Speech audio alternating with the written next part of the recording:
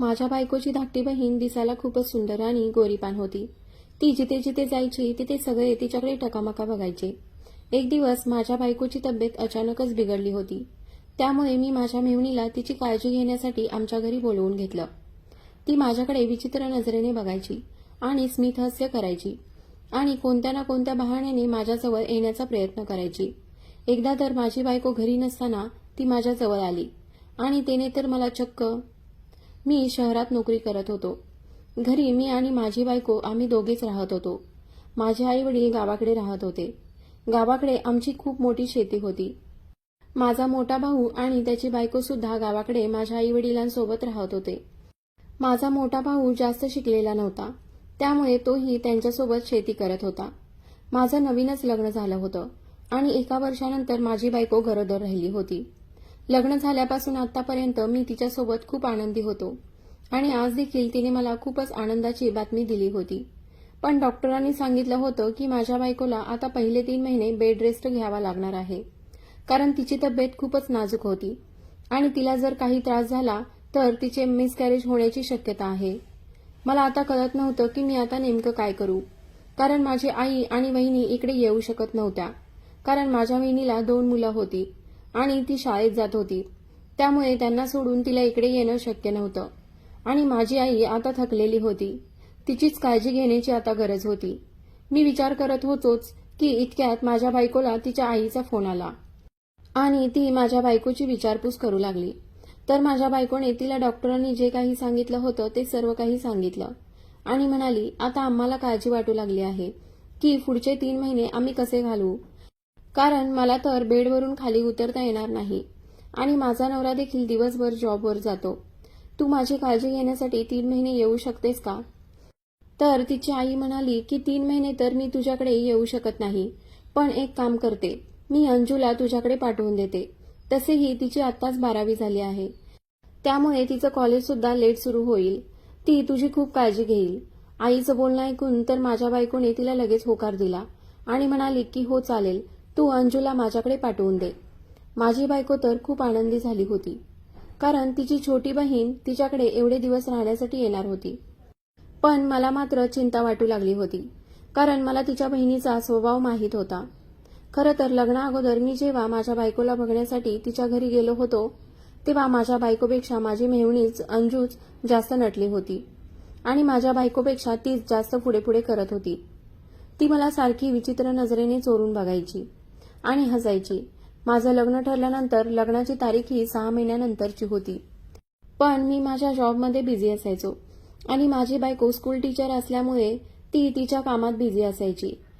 पण मला आश्चर्य या गोष्टीचं वाटायचं ते म्हणजे माझी मेहुणी अंजू मला सारखा सारखा फोन करायची आणि इकडच्या तिकडच्या गप्पा मारायची. मला तर तिच्याबरोबर बोलायला खूप बोर होत होतं, पण मी तिला तसं डायरेक्ट बोलू शकत नव्हतो. मी जेव्हा जेव्हा तिला विचारायचो की माझी बायको मंजू कुठे आहे, तिला जरा फोन देतेस का, तर ती म्हणायची की ती आता घरात नाही, तुम्ही तिला नंतर फोन करा आणि फोन ठेवून द्यायची.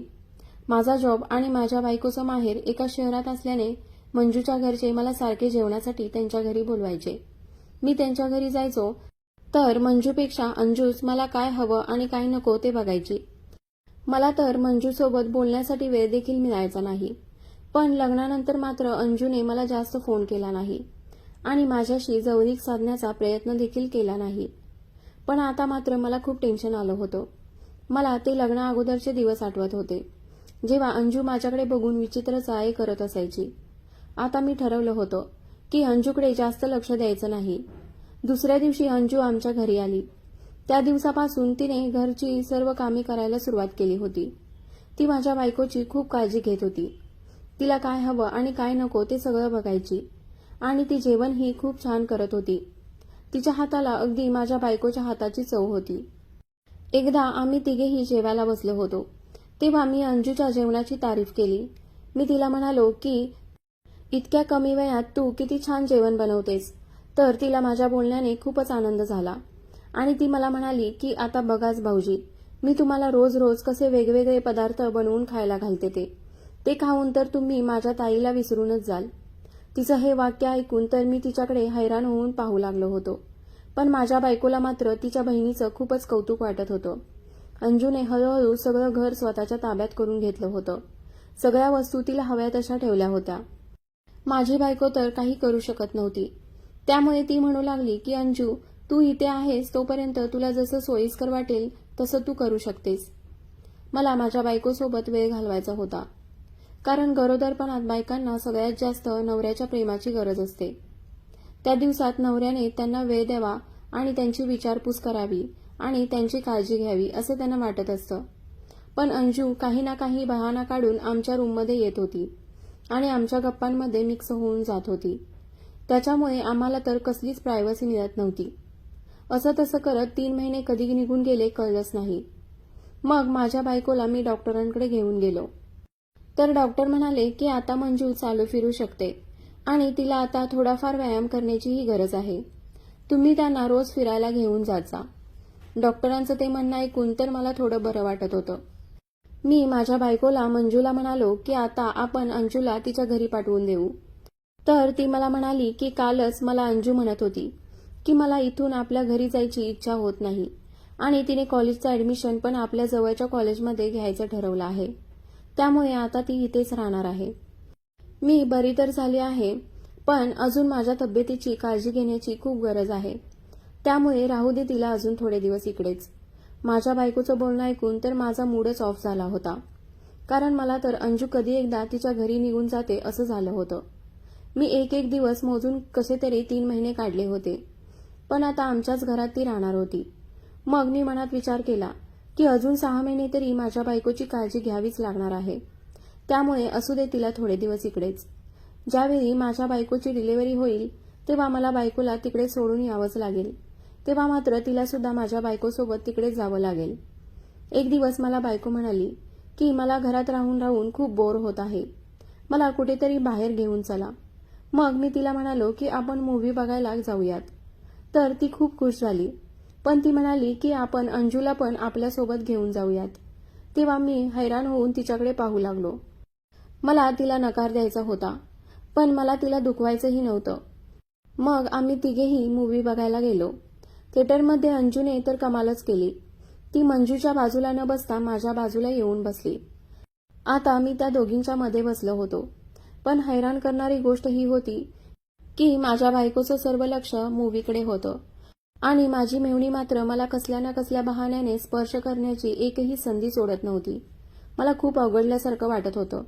3 तास कधी संपतील असं मला वाटू लागलं होतं. तेवढ्यात तिने तिची हद्दच पार केली. तिने तिचा एक हात माझ्या एका मांडीवर ठेवला. मला वाटलं की ती मूव्ही बघण्यात मग्न असेल, त्यामुळेच तिने नकळत तिचा हात माझ्या मांडीवर ठेवला असेल.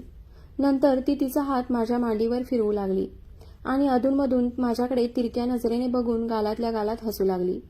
तिच्या त्या कृत्याने मी आतून गरम होऊ लागलो होतो. कारण मी शेवटी एक पुरुषच होतो. एकदाची मूव्ही संपली आणि आम्ही माघारी जायला निघालो. माझी बायको फ्रंट सीटवर बसली होती आणि अंजू मागच्या सीटवर बसली होती आणि मी गाडी चालवत होतो. तर अंजू मला आरशातून एकटक बघत होती. मला तिचं बघणं खूप विचित्र वाटत होतं. मला सरळ गाडीही चालवता येत नव्हती. कारण कोणीतरी असं आपल्याकडे एकटक बघत आहे याची जाणीवच माणसाला गोंधळून टाकते. मी माझ्या गाडीचा स्पीड वाढवला आणि कसाबसा एकदाचा घरी पोहोचलो. मला आता माझ्या मेव्हणीच्या कृत्यामुळे तिचा खूपच राग येऊ लागला होता. ती जे काय कृत्य करत होती त्या मानाने तिचं वय खूपच कमी होतं. मी मात्र तिच्या त्या गोष्टींकडे दुर्लक्ष करत राहिलो. मला फक्त माझ्या पत्नीला कोणीतरी सोबत म्हणून आणि तिची काळजी घेण्यासाठी हवं होतं. म्हणून मी तिचे सगळे चाळे सहन करत होतो. एकदा तर तिने हद्दच पार केली. माझी बायको मॉर्निंग वॉकसाठी बाहेर लॉनवर गेली होती. तेव्हा मी आणि माझी मेव्हणी अंजू आम्ही दोघेच घरामध्ये होतो. माझी मेव्हणी आमच्यासाठी नाश्ता बनवत होती आणि मी ऑफिसला जाण्याची तयारी करत होतो. तर ती अचानक माझ्या रूममध्ये आली. तेव्हा मी नुकताच बाथरूममधून आंघोळ करून बाहेर आलो होतो आणि तिला समोर बघून मला खूपच लाज वाटली. पण ती मात्र मला एकटक बघत होती आणि बाहेर जायचं नावच घेत नव्हती. ती मला म्हणू लागली की भाऊजी नाश्ता तयार आहे, तुम्ही नाश्ता करायला येताय ना. मी तिला म्हणालो की मंजू आली की मी येतो. तर ती बाहेर न जाता तशीच त्या जागी उभी होती आणि माझ्याकडे एकटक बघत होती. आणि अचानक ती माझ्याजवळ आली आणि मला म्हणू लागली, भाऊजी तुम्ही मरून कलरचा शर्ट आणि ऑफ व्हाईट कलरची पॅन्ट घाला, तुम्हाला ती खूप छान दिसते. जेव्हा तुम्ही ताईला बघायला आला होता तेव्हा तुम्ही याच कलरची कपडे घातली होती आणि त्यात तुम्ही खूप हँडसम दिसत होता. त्या दिवशी तर मी तुमच्या प्रेमातच पडले होते. तिचं ते बोलणं ऐकून मी तर चक्रावून गेलो होतो. तिच्या त्या वागण्याचा खूपच राग आला होता. पण तरीही मी माझा राग गिळला आणि तिला म्हणालो की ठीक आहे, तू आता जा आणि आपल्यासाठी नाश्ता घे. मग मी मरून कलरचा शर्ट आणि ऑफ व्हाईट कलरची पॅन्ट घालून नाश्ता करायला टेबलवर येऊन बसलो. ती मला बघून खूप खुश झाली होती, कारण मी तिने सांगितलेल्या कलरचे कपडे घातले होते. मी मंजूची वाट न पाहता पटकन नाश्ता केला आणि घरातून सटकलो, कारण मी आता अंजूला अजून सहन करू शकत नव्हतो. मला माझ्याच घरात राहायला नको झालं होतं. ती रोज अशा कोणत्या तरी बहाण्याने माझ्याजवळ येण्याचा प्रयत्न करत होती. असेच 8 महिने उलटून गेले होते आणि आता माझ्या बायकोची डिलिव्हरीची तारीख जवळ येत होती. एक दिवस माझ्या बायकोच्या पोटामध्ये खूपच दुखू लागलं होतं. त्यामुळे अचानक तिला हॉस्पिटलमध्ये ऍडमिट करावं लागलं. डॉक्टर म्हणाले की लवकरात लवकर त्यांची डिलिव्हरी करावी लागणार आहे, नाहीतर त्यांच्या डिलिव्हरीमध्ये कॉम्प्लिकेशन्स येऊ शकतात. मी डॉक्टरांना म्हणालो की तुम्हाला जे काही करायचं आहे ते लवकरात लवकर करा. माझ्या बायकोच्या जीवाला काही धोका निर्माण होता कामा नये. मी खूपच घाबरलो होतो. मी माझ्या बायकोसाठी आणि माझ्या मुलासाठी देवाकडे प्रार्थना करत होतो की त्यांना काही होऊ देऊ नको. थोड्याच वेळात डॉक्टरांनी आम्हाला चांगली बातमी सांगितली. माझी बायको आणि बाळ दोघेही सुखरूप होते. मी आता सुटकेचा निश्वास सोडला होता. माझ्या बायकोने एका गोंडस मुलाला जन्म दिला होता. आज मी खूप खुश होतो. माझ्या बायकोने मुलाच्या रूपाने सगळ्यात अनमोल असं गिफ्ट मला दिलं होतं. मी खूपच आनंदात होतो. पण अजून काही थोडे दिवस तिला हॉस्पिटलमध्येच राहावं लागणार होतं. त्यामुळे तिची आई तिची काळजी घेण्यासाठी हॉस्पिटलमध्ये तिच्याजवळ थांबली होती. आणि आता अंजू आणि मी घरी दोघेच होतो. मी तर माझा दिवस जॉबवर आणि हॉस्पिटलमध्ये बायको आणि मुलासोबत घालवत होतो. पण रात्री मी कुठे जाणार होतो? रात्री मी घरी आलो. अंजूने माझ्यासाठी जेवण बनवलं होतं आणि माझी वाट बघत बसली होती. मी घरात येताच तिने मला गरमागरम जेवण वाढलं. मग आम्ही दोघांनी मिळून जेवण केलं. जेवताना देखील ती माझ्याकडे विचित्र नजरेने बघत होती. ती एवढी भान हरवून बसली होती की तिने तिच्या बहिणीची आणि बाळाची सुद्धा माझ्याजवळ चौकशी केली नाही, की तिला बघायला हॉस्पिटलला सुद्धा आली नाही.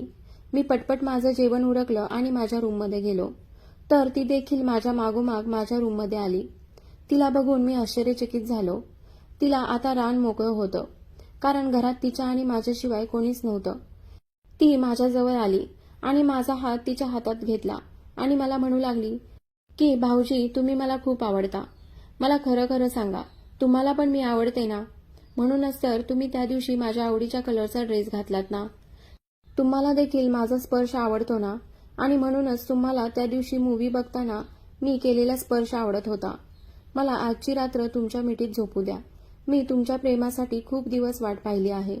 असे बोलून तिने मला घट्ट मिठी मारली. तिच्या बोलण्याने मी आता आतून खूपच गरम झालो होतो आणि माझं अंग सुद्धा थरथरत होतो. मीही काही वेळ तिच्या मिठीमध्ये हरवून गेलो होतो. तिच्या कोवळ्या मिठीत मला स्वर्गसुख मिळाल्यासारखं वाटत होतं. मीही थोडा वेळ हवेत होतो, कारण एखादी तरुण आणि सुंदर मुलगी स्वतःहून तिचे सर्वस्व अर्पण करते तेव्हा तो पुरुष स्वतःला जगातला सर्वात हँडसम पुरुष समजतो. तिने तिचे दोन्ही हात माझ्या पाठीवर फिरवायला सुरुवात केली आणि नकळत माझेही हात तिच्या पाठीवर आणि कमरेवर फिरू लागले होते.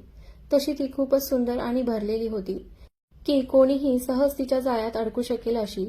माझा ताबा सुटत चालला होता. तिने हळूहळू करत मला बेडपर्यंत आणलं होतं. तिने मला बेडवर झोपवलं.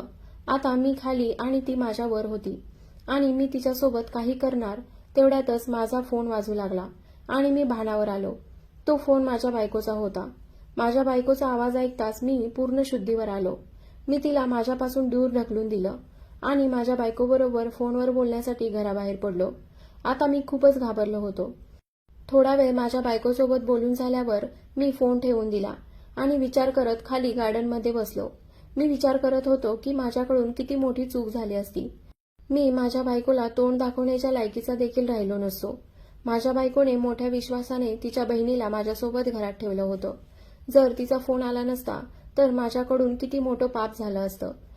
मग मी रात्रभर घराबाहेर भटकत राहिलो आणि सकाळ झाल्यावर डायरेक्ट माझ्या बायकोकडे दवाखान्यात गेलो आणि तिला म्हणालो की आता तुझी आई तुझी काळजी घेण्यासाठी आपल्याकडे थोडे दिवस असणार आहे, त्यामुळे तू अंजूला तुमच्या घरी जायला सांग आणि तेही आत्ता लगेच. तेव्हा ती म्हणाली ठीक आहे. पण तिने मला विचारलं की तुम्ही असं अचानक तिला का जायला सांगताय. त्यावर मी माझ्या बायकोला काहीच बोलू शकलो नाही. मग ती अंजूला फोन करून म्हणाली की आता तू आपल्या घरी जा, कारण तसंही तुला लहान बाळाची काळजी कशी घ्यायची हे माहीत नाही. त्यामुळे आता थोडे दिवस माझ्यासोबत आई राहील. आणि जेव्हा अंजू घरातून बाहेर गेली तेव्हाच मी माझ्या घरात पाऊल ठेवला. तेव्हापासून मी कधीच माझ्या मेहुणीचं तोंड सुद्धा बघितलं नाही. थोडे दिवस गेल्यानंतर मी माझ्या बायकोला मंजूला झालेला सर्व प्रकार सांगितला. तेव्हा तिला देखील आश्चर्याचा मोठा धक्का बसला होता. त्यावेळी तिने लगेच तिच्या आईला फोन केला आणि सांगितलं की अंजूला आता पुढे शिकवण्याची काही गरज नाही. तू तिच्यासाठी चांगलं स्थळ बघून तिचं लग्न लावून दे, नाहीतर एक दिवस ती तुमची इज्जत धुळीला मिळवेल. तिच्या आईला देखील मंजूचं म्हणणं पटलं होतं. तशी ती सुंदर असल्यामुळे तिला स्थळं येत होती आणि त्यातीलच एक चांगलं स्थळ बघून तिचं लग्न उरकून घेतलं. आता ती तिच्या नवऱ्याशिवाय इतर कोणत्याही पुरुषाकडे वाईट नजरेने पाहणार नाही किंवा वाईट वागणार देखील नाही.